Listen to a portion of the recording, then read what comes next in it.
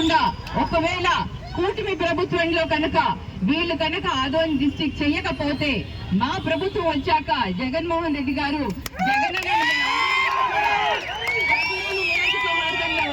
Parliament లో ఉన్న అన్ని నియోజకవర్గాలందరం కూడా వెళ్లి జగనన్న దగ్గర మేము రిక్వెస్ట్ చేసుకొని ఆదోనిని జిల్లాగా సాధించుకుంటామని మీ అందరికీ కూడా తెలియజేసుకుంటాం.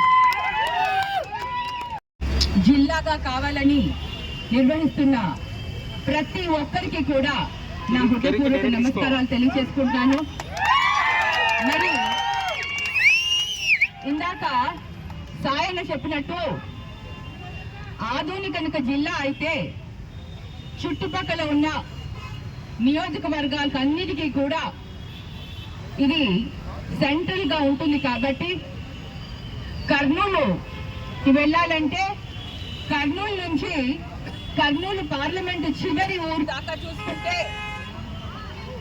మరి 180 కిలోమీటర్లు 170 కిలోమీటర్లు కర్నూలు నుంచి చిప్పగిరి దాకా చూసుకుంటే మరి కర్నూలు జిల్లాగా ఇక్కడి నుంచి ఇక్కడ ప్రాంతం వాళ్ళు అక్కడికి వెళ్ళి అక్కడ ఏదైనా ఉపాధి కావాలన్నా ఇంకా ఏమన్నా అవసరాలకి కర్నూలు దాకా పోవాలంటే చాలా ఇబ్బందిగా ఉంటుంది.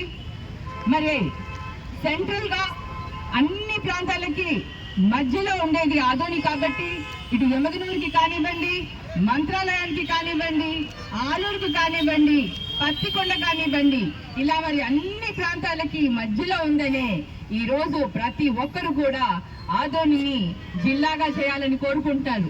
17 రోజులుగా ఈ రోజు వీళ్ళందరూ కూడా నిరాహార దీక్షలు చేస్తున్నారు.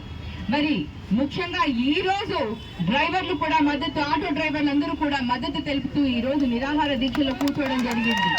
అంటే ప్రజలలో ఎంత బలంగా ఆదోని జిల్లా కావాలని ఉందో ఒక్కసారి కూటమి ప్రభుత్వం ఈ విషయాలను గమనించాలి.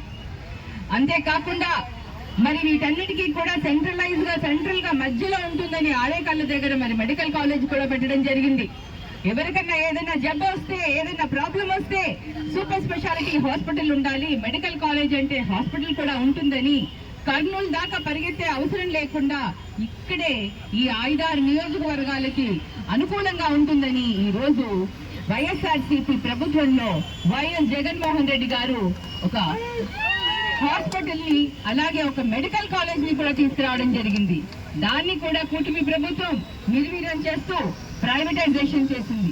అది కూడా వ్యాపారం చేసుకునే దానికి ఇవాళ ప్రజల్ని పట్టించుకోకుండా వ్యాపారానికి వాళ్ళు ముందడుగు వేశారంటే ఒక్కసారి ప్రజలందరూ కూడా ఆలోచించాలి. ఇప్పటికైనా కూటమి ప్రభుత్వం ఆలోచించి ఒకప్పటి ఆదోని అప్పుడు అనేవాళ్ళు మేము చిన్న ఉన్నప్పుడు ఆదోని అంటేనే సెకండ్ బాంబే అని, అంత మంచిగా ఇక్కడ వ్యాపారం జరిగేది. మరి అట్లాంటప్పుడు రాయలసీమకి పశ్చిమ ప్రాంతమైన ఈ భాగాన్ని అభివృద్ధి చెయ్యాలి అంటే ఆదోనిని జిల్లాగా చేయాల్సిన అవసరం ఉంది. తప్పకుండా కూటమి ప్రభుత్వం పరిశీలించి మళ్ళీ ఒకసారి పునరాలోచించి ఆదోనిని జిల్లా చేయాలి. మెడికల్ కాలేజీని కూడా ఏదైతే మనకి ఆరేకల్లులో ఉందో ఆ మెడికల్ కాలేజీని కూడా ప్రభుత్వమే రన్ చేయాలని, ప్రభుత్వమే దానిని రన్ చేస్తూ ప్రజలకి అందుబాటులోకి తీసుకురావాలని ఇవాళ వైఎస్ఆర్సీపీ పార్టీ తరఫున చాలా బలంగా ఈ రోజు 700-800 మంది అందరూ స్వచ్ఛందంగా వచ్చారు. వాళ్ళకి ఇవాళ సంఘీభావం తెలిపడానికి అంటే ఒక్కసారి ఆలోచించండి. ప్రజల ఒక అభిప్రాయం ఏ విధంగా ఉందో అందరూ కూడా ఆలోచించాలి.